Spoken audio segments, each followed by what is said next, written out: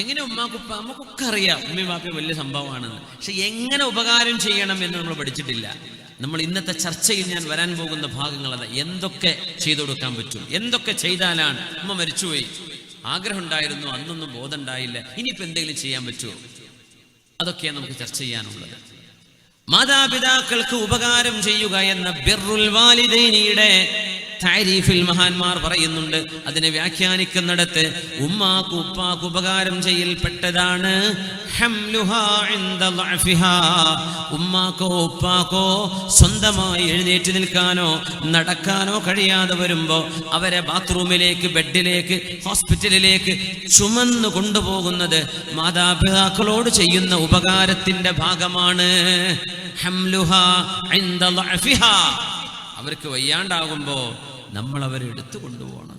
ഉമ്മയെ എടുത്തു കൊണ്ടുപോകാനൊക്കെ ഭാഗ്യം കിട്ടിയ മഹാന്മാരായ ആളുകൾ ഈ സദസ്സിലുണ്ടായിരിക്കാം, ഇത് കേൾക്കുന്നവരിൽ ഉണ്ടായിരിക്കാം. യാ അല്ലാഹ്, അതൊരു വലിയ സൗഭാഗ്യമാണ്. യാ അല്ലാഹ്. ഉമയ്യ എന്ന് പറയുന്ന ഒരാളുണ്ട്. ഉമയ്യ എന്ന് പറയുന്ന ആൾ, അദ്ദേഹം ജാഹിലിയവും ഇസ്ലാമും കിട്ടിയ ആളാണ്. മുഖദ്റം എന്ന് പറയും ഉമയ്യ. അദ്ദേഹത്തിനൊരു മകനുണ്ട്. മകന്റെ പേര് കിലാബ് എന്നാണ്. കിലാബ് എന്ന പേരുണ്ട.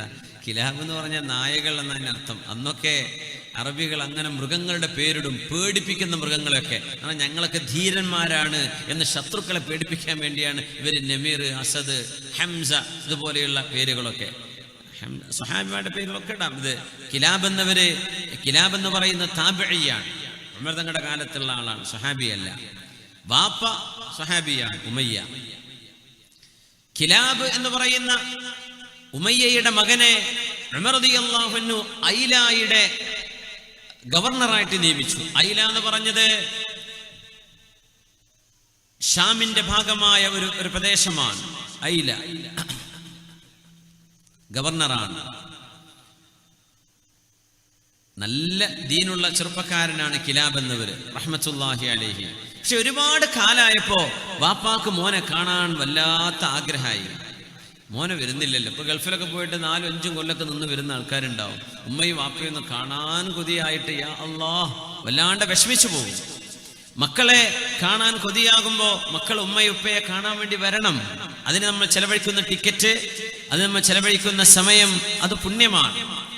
ഉമർ റളിയല്ലാഹു അൻഹുവിന്റെ ഉദ്യോഗസ്ഥനായിട്ട് എനിക്കെന്റെ മോനെ കാണാൻ കൊതിയാവുന്നു. നല്ല രസമുള്ള സംഭവമാണത്.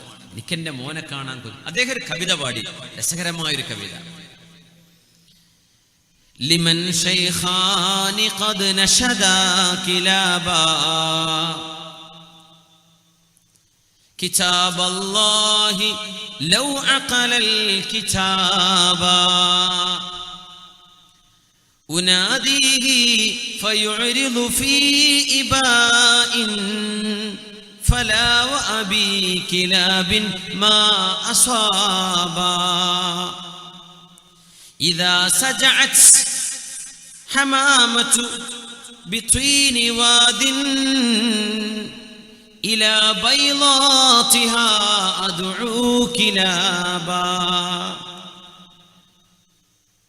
تركت أباك مرشعة يداه وأمك ما تسويغ لها شرابا فإنك والتماس الأجر بعدي كباغ الماء يلتمس السرابا. ഉമറേ, എന്റെ മോൻ കിലാബ് നിങ്ങളുടെ ഉദ്യോഗസ്ഥനായ ഐലയിലേക്ക് നിയുക്തനായവനാണ്. എന്റെ മോൻ കിലാബിനെ കാണാൻ കൊതിയാകുന്നു. എന്റെ മോൻ വരുന്നില്ല ഉമറേ. മോനോട് പറയുന്ന പോലെ ഇങ്ങനെ പറഞ്ഞു. തറക്ത അബാക മുർശിഅതൻ യദാഹു وأمك ما تسويغ لها شرابا. മോനെ, നിന്റെ ഉപ്പയുടെ കൈകാലുകൾ വിറക്കുകയാണ്. നിന്റെ ഉമ്മാക്ക് ഒരു വെള്ളം പോലും തൊണ്ടയിൽ നിന്ന് ഇറങ്ങുന്നില്ല മോനെ നിന്നെ കാണാതെ. മോനെ, നിന്റെ വാപ്പയായ ഞാനും നിന്റെ ഉമ്മയും മരണപ്പെടുകയാണെങ്കിൽ, ഞങ്ങളുടെ മരണശേഷം നിനക്ക് പുണ്യം വേണമെന്ന് തീരുമാനിക്കുകയാണെങ്കിൽ മോനെ, അത് മരീചികയിൽ വെള്ളം തേടുന്നവനെ പോലെയാണ്. കിട്ടൂല മോനെ. ജീവിച്ചിരിക്കുമ്പോൾ ഞങ്ങൾക്ക് ഇതിനെ കാണാൻ കിട്ടാണ്ട് മരിച്ചു പോയിട്ട് പിന്നെ വാപ്പാന്റെ കബറിങ്ങ വന്ന് കരഞ്ഞിട്ട് കാര്യം ഉണ്ടാവില്ല മോനെ, നിന്നെ കാണാൻ കൊതിയാവുന്ന മോനെ എന്നിട്ട് പറഞ്ഞപ്പോ ഉമർ റളിയല്ലാഹു അൻഹുവിന്റെ മനസ്സിന് അലിവ് വന്നു. ഉമർ തങ്ങൾക്ക് വേദനയായി. ഒരു പിതാവ് മോനെ കാണാൻ വേണ്ടി കാണിക്കുന്ന ഒരു വെപ്രാളം. ഉമർ എന്നവർ കത്തെഴുതി കിലാബിന്, കിലാബേ നിങ്ങൾ ഐലയിൽ നിന്ന് തിരിച്ചു വരണം. തിരിച്ചു വന്നു. ഉമർ എന്നൊരു കത്ത് കിട്ടിയപ്പോ ഈ മോന് വന്നു. വാപ്പയെ കാണിച്ചു കൊടുത്തില്ല. വാപ്പയോട് വാപ്പയുടെ വിവരം പറഞ്ഞു. കിലാബേ, നിന്റെ പിതാവിന് നിന്നെ കാണാൻ വല്ലാത്ത ആഗ്രഹമുണ്ട്. നീ നിന്റെ ഉപ്പാക്ക്, അപ്പൊ ഈ കവിത ചൊല്ലിക്കൊടുത്തു ഉമർന്നവർ. നിന്റെ വാപ്പ പാടിയ പാട്ടാണിത് എന്ന് പറഞ്ഞു. ഉമർന്നവർ ഈ പാട്ടങ്ങ് ചൊല്ലിക്കൊടുത്തു. നീ നിന്റെ വാപ്പാക്ക് എന്താ ചെയ്തു കൊടുത്തിരുന്നത്? ഞാൻ ഇന്ന് രാവിലെ എൻ്റെ കൈ കൊണ്ട് പാല് കറന്ന് എൻ്റെ ഉപ്പാക്ക് കുടിക്കാൻ കൊടുക്കും. അത് ഞാൻ എൻ്റെ കൈ കൊണ്ട് കറന്നിട്ടാ കൊടുക്കുക. എന്നാ പിന്നെ കാര്യം ചെയ്യേ, നീ ഒരു കപ്പ് പാല് ഒന്ന് കറന്നിട്ട് വാ, വാപ്പ കാണണ്ടെന്ന് പറഞ്ഞു. അങ്ങനെ വാപ്പയൊക്കെ ഉറങ്ങിയ നേരത്ത് വീട്ടിലെ ഒട്ടകത്തിന്റെ പാല് കറന്നിട്ട് ഉമർ തങ്ങളുടെ മുമ്പിൽ കൊണ്ടുപോയി കൊടുത്തു. കിലാബ് എന്നവര്. ഉമർ തങ്ങൾ വാപ്പയെ വിളിച്ചു. കിലാബിനോട് പറഞ്ഞു, നീ വിളിച്ചിരിക്കും, വാപ്പയുടെ മുമ്പിലേക്ക് വരല്ലേ. വാപ്പയുടെ മുമ്പിൽ ഉമർ റളിയല്ലാഹു അൻഹു പറഞ്ഞു വാപ്പയായ ഉമയ്യ റളിയല്ലാഹു അൻഹുവിനോട്, ഉമയ്യ എന്തൊക്കെയുണ്ട് വിവരം? ഞാൻ പറഞ്ഞ പോലെ തന്നെ മോനെ കാണാൻ ആഗ്രഹമുണ്ട്, മോനെ കാണാൻ കിട്ടുന്നില്ല. എന്തേലൊക്കെ കുടിക്കണ്ടേ? ഒരു ഗ്ലാസ് പാല് കുടിക്കുന്നു. ആ പാല് ഇങ്ങോട്ട് കുടിക്കുമ്പോ ഇയാള് പറഞ്ഞു, ഇന്നീല അശുമ്മു റായിഹത യദൈ കിലാബ്. ഉമറേ, എന്റെ മോൻ കിലാബിന്റെ കൈകളുടെ മണമുണ്ടല്ലോ ഈ പാലിന്. അയാൾ കണ്ടിട്ടില്ല മോൻ വന്നത്, പക്ഷെ പാല് കുടിച്ചപ്പോഴേക്ക് ഓർമ്മ വന്നു. വാപ്പയും മക്കളും തമ്മിലുള്ള ബന്ധം അതാണ്. യൂസുഫ് നബി അലൈഹിസ്സലാമിന്റെ ഖമീസ് ഈജിപ്തിൽ നിന്ന് കൻആനിലേക്ക് പുറപ്പെടുമ്പോൾ മഹാനായ യാക്കൂബ് അലൈഹിസ്സലാം പറഞ്ഞുവല്ലോ, ഇന്നീല അജിദു റീഹ യൂസുഫ്. യൂസുഫ് നബിയുടെ ആ ഒരു സുഗന്ധം എനിക്ക് അനുഭവപ്പെടാൻ കഴിയുന്നു. മക്കൾ പറഞ്ഞു, വാപ്പാ യൂസുഫൊക്കെ മരിച്ചിട്ട് കാലം എത്രയായി, നിങ്ങൾ ഈ പിച്ചും പേയും പറയൽ നിർത്തിയിട്ടില്ലേ? ഇല്ല മക്കളെ, എനിക്കെന്റെ യൂസുഫിന്റെ മണം വരുന്നുണ്ട്. അപ്പോഴാ യൂസുഫ് നബിയുടെ ഖമീസ്, വാപ്പയുടെ കണ്ണുപോയ കണ്ണ് തിരിച്ചു കിട്ടാൻ മുഅ്ജിസത്തായി അല്ലാഹു നൽകുന്ന അത്ഭുതമായിരുന്നു അത്. ആ ഖമീസുമായി ഈജിപ്തിൽ നിന്ന് ആള് പുറപ്പെട്ടിട്ടേ ഉള്ളൂ. അപ്പോഴേക്കും പറഞ്ഞു, എന്റെ യൂസുഫിന്റെ മണം വരുന്നുണ്ട്. ആയിരക്കണക്കിന് കിലോമീറ്റർ ഇനി യാത്ര ചെയ്യാനുണ്ട് കൻആനിലേക്ക് എത്താൻ. യാ അല്ലാഹ്, നമ്മൾ ഈജിപ്തിൽ നിന്ന് ബസ് കയറിയാൽ തന്നെ ഫലസ്തീനിലെത്തണമെങ്കിൽ ഒരു 18-20 മണിക്കൂർ ഫലസ്തീനിലെത്താൻ.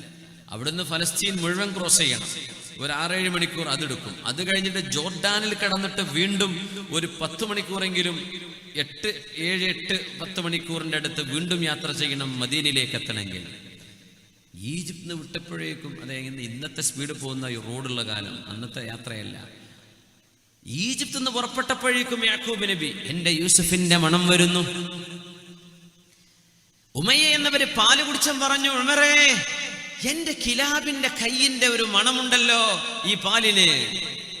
ഉമർ എന്നവരിങ്ങ ചിരിച്ചു റളിയല്ലാഹു അൻഹു, സന്തോഷം കൊണ്ട്. പിന്നെ ഉമർ എന്നവർ കരയാ ഉണ്ടായത്. പിന്നെ അങ്ങ് കരഞ്ഞു, യാ അല്ലാഹ്, ഇങ്ങനെ സ്നേഹമുള്ള വാപ്പവും മക്കളുണ്ടോ? എന്നിട്ട് പറഞ്ഞു, കിലാബ് അവിടെ ഇരിക്കുന്നുണ്ട് റഹ്മത്തുള്ളാഹി അലൈഹി. ഉഖ്റുജി യാ കിലാബ്, കിലാബേ ഇങ്ങോട്ട് വരിൻ. ഹാദാ കിലാബ് ഇബ്നുക് ഉമയ്യ, നിങ്ങളുടെ മകൻ കിലാബാണിത്. വാപ്പയും മോനും കെട്ടിപ്പിടിച്ചു. ഉമർ എന്നവർ പറഞ്ഞു, ജാഹിദ് ഫീ അബവൈക, കിലാബേ, നിങ്ങളുടെ ഉമ്മാക്കും ഉപ്പാക്കും വേണ്ടി നിങ്ങൾ സേവനം ചെയ്ത് ജീവിക്കുക. അതാണ് നിങ്ങൾ ചെയ്യുന്ന ഏറ്റവും വലിയ ധർമ്മസമരം. ഇനി എന്റെ ജോലിക്ക് നിങ്ങൾ പോവണ്ട, ഇനി നിങ്ങൾ ഗവർണറായി ജോലി ചെയ്യണ്ട, മദീനയിൽ നിന്നേക്കണം, നിങ്ങളുടെ ഉമ്മയെ ഉപ്പയെ സന്തോഷിപ്പിച്ചേക്കണം. റളിയല്ലാഹു തആല അൻഹു. ഓരോരുത്തരും അവരവരുടെ വാപ്പമാരെ നോക്കിയ ചരിത്രം, സ്വഹാബിമാരുടെ ചരിത്രം എടുത്ത ഒരുപാട്.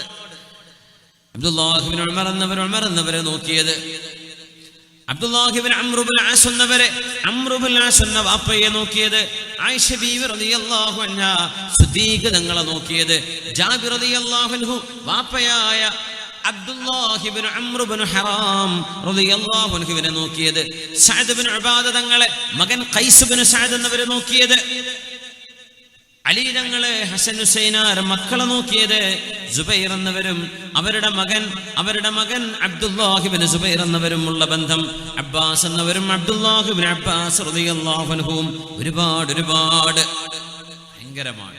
എന്താണ് ഉമ്മയെ വാപ്പയെ നോക്കിയാൽ കിട്ടാൻ പോകുന്നത്? ഇതൊന്നും ന്യൂ ജനറേഷൻ അറിയില്ല. ഇതൊക്കെ സ്കൂളിൽ പഠിപ്പിക്കും. ഒരു ഡിപ്ലോമ കോഴ്സിൽ ഇതൊന്നും പറയില്ല. അതൊക്കെ പഠിക്കണമെങ്കിൽ അള്ളാഹുവിന്റെ കിതാബും ദീനും പഠിക്കണം. ഉമ്മയെ വാപ്പയെ നോക്കി എന്താ കിട്ടാൻ പോകുന്നത്? ഒന്ന്, ദുആക്ക് ഉത്തരം ഉണ്ടാവും. ഉമ്മയും വാപ്പയും ദുആ ചെയ്താൽ അതിന് ഉത്തരമുണ്ട്. അതിന്റെ ഉദാഹരണമാണ് ഗുഹയിൽ കിടന്ന 3 ആളുകൾ. ചരിത്രം നമുക്കറിയാം. സ്വഹീഹുൽ ബുഖാരിയിലും മുസ്ലിമിലും വന്നത്. സ്വാലിഹീൻ അടക്കമുള്ള നമ്മുടെ ഹദീസിന്റെ, നമുക്ക് സാധാരണക്കാർക്ക് വായിക്കാൻ പറ്റുന്ന ഹദീസ് ഗ്രന്ഥങ്ങളുടെ റിയാദുസ് സ്വാലിഹീൻ വരെയുള്ള ചരിത്രം അല്ലേ. ഗുഹാമുഖത്ത് വന്നു, പാറ അടഞ്ഞു വന്നു, പാറ നീങ്ങിപ്പോകുന്നില്ല. 3 പേരും തവസ്സുൽ ചെയ്ത് ദുആ ചെയ്തു. അവരവർ ചെയ്ത അമലുകളെ മുൻനിർത്തിയിട്ട് അല്ലേ, ചരിത്രം ഓർമ്മയുണ്ടല്ലോ. അതിൽപ്പെട്ട ഒരാൾ എന്താ പറഞ്ഞത്? അല്ലാഹുവേ, എനിക്ക് പ്രായമായ ഉമ്മയും ഉപ്പയുമുണ്ട്. എന്റെ മക്കളോ ഞാനോ എന്റെ ഭാര്യയോ ഭക്ഷണം കഴിക്കുന്നതിന്റെ മുമ്പ് എന്റെ മാതാപിതാക്കളെ ഞാൻ ഭക്ഷിപ്പിക്കുമായിരുന്നു. അങ്ങനെ ഒരു ദിവസം ആടുകളെ മേച്ചു നടന്ന് നേരം വൈകുന്നേരം ഞാൻ എന്റെ പാലുമായി വന്നപ്പോ എന്റെ ഉമ്മ ഉറങ്ങിപ്പോയിട്ടുണ്ടായിരുന്നു. അല്ലാഹുവേ, നിനക്കറിയുമല്ലോ. ആ ഉമ്മയെ പാല് കുടിപ്പിക്കാൻ നോക്കുമ്പോ ഉമ്മ ഉറങ്ങിക്കിടക്കുകയാണ്. ഉറങ്ങുന്ന ഉമ്മയെ ഉണർത്തുന്നത് അദബുകേടാണ്. ഇതൊന്നും പല കുട്ടികൾക്കും അറിയില്ല. ഉറങ്ങുന്ന ഉമ്മാനെ പോയി വിളിക്കും, ഉറങ്ങുന്ന വാപ്പായെ പോയി ഡിസ്റ്റർബ് ചെയ്യും, അല്ലെങ്കിൽ അവിടെ ഉറക്കൊച്ച വെച്ച് കളിക്കും. മക്കൾക്ക് അറിയുന്നില്ല ഇതൊക്കെ അദബുകേടാണ്. ഉറങ്ങുന്ന ഉമ്മയെ ഉപ്പയെ വിഷമിപ്പിക്കാൻ പാടില്ല. ഞാൻ അവിടെ നിന്നു. എന്റെ മക്കള് കൈപിടിച്ച് കരഞ്ഞു പറഞ്ഞു, ഉപ്പാ, ഒരിറക്ക് വെള്ളം വേണം, പാല് വേണം, വിശക്കുന്നു എന്ന്. എന്റെ മക്കള് കരയുന്നുണ്ട്, ഭാര്യ കരയുന്നുണ്ട്.